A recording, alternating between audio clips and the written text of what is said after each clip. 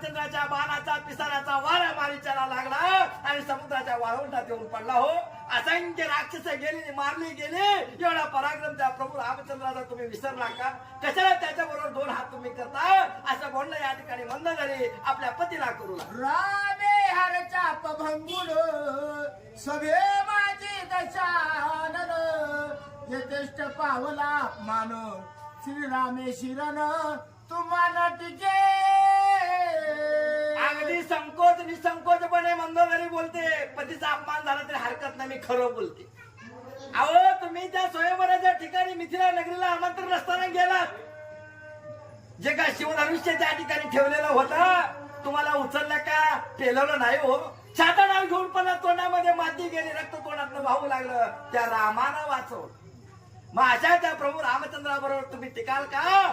कदापि हे शक्य नाहीये. तुम्ही रामासंग वैर करूच नका हे सांगण्यासाठी मी इथं आलेली आहे. आणि रामाचा जो का पराक्रम भूतकाळामध्ये झालेला होता त्याचं वर्णन या ठिकाणी मंदोदरी राजा रावणाला सांग. येच सीतेच्या विलास वेळे विराट मारिला तुरबळे एक बाणे केली होळे वनस मेळी श्रीरामे.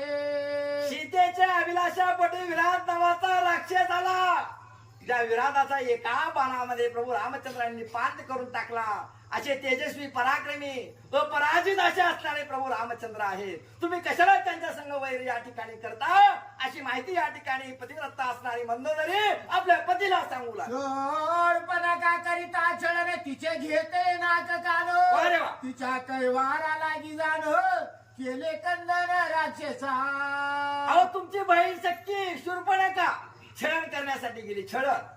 छळण करून कपटानं काहीतरी करावं असा तिचा ध्यास होता. पण काय फळ मिळालं? कानाचं छेदन झालं, नाकाचं छेदन झालं. बरं झालं तर झालं. आणि तिच्या बदल्यात असंख्य राक्षस मारले गेले हो. एवढं रणकंदन त्या रामानं केलेलं आहे. राम म्हणजे मनुष्य नाहीये, तो परब्रह्म असा असणारा अवतारी पुरुष आहे. कशाला तुम्ही त्याच्या संग या ठिकाणी कळ काढता? परत परत आपल्या पतीला राजा रावणाला मंदोदरी सांगू एकला पदाटी श्री रामचंद्र मारिले त्रिशिरा दूषण खर. अरे वा. 14 सहस्रांनी साचला रामे समग्र मारिले. हे मला आणखी तुम्हाला सांगले. एकटा प्रभू रामचंद्र रथ नाही, घोडा नाही, सारथी नाही, काय काय काय नाही. झाडावर फिरणारे, झाडावर उड्या मारणारे वानर त्याच्या संगतीमध्ये.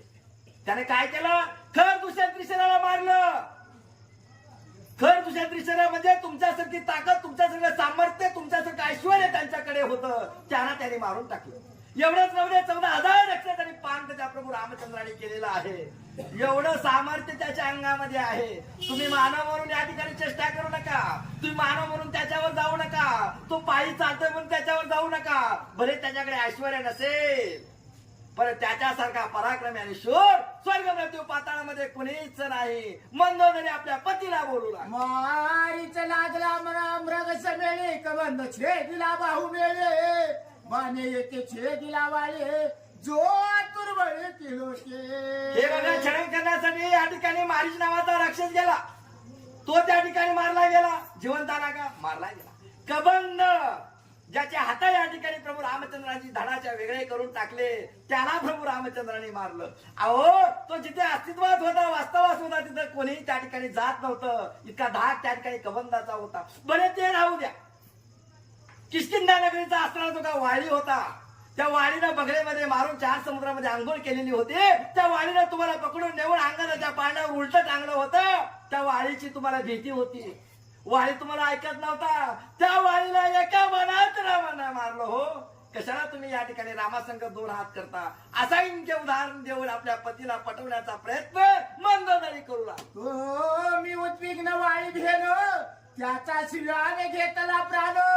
त्या श्रीरामाशी करावं यान अंगवन तुम्हा कंचे. अहो ज्या वाडीला भिवून तुम्ही घरात लपून बसत होतात, विवरात लपून बसत होतात, त्या वाडीला रामानं मारलं आणि त्याच्यासमोर तुम्ही थांबू शकाल का? कदापि शक्य नाही. तुम्ही रामाजवळ या ठिकाणी थांबू शकत नाही. त्यांच्यावर युद्ध करू शकत नाही. असं असंख्य भाषेमध्ये उदाहरण देऊन मंदोदरी राजा रावणाला समजावण्याचा प्रयत्न. समुद्री तारवणी पाषाण लंके आणले वानरगण. अरे वा.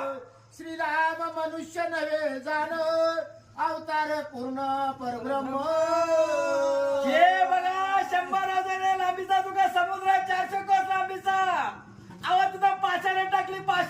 जो पाण्यावर तरंगली हो आणि त्या तरंगणाऱ्या पाशावर 18 पद्म वानर 56 कोटी गोळागोळ 72 कोटी अस्वर समुद्र पार करून अगदी आपल्या लंकेच्या कुसावर येऊन थांबलेले आहे. राम म्हणजे मानव आहे. अहो राम म्हणजे अवतारी पुरुष आहे. परब्रह्म सर्व असणारे प्रभू रामचंद्र आहे.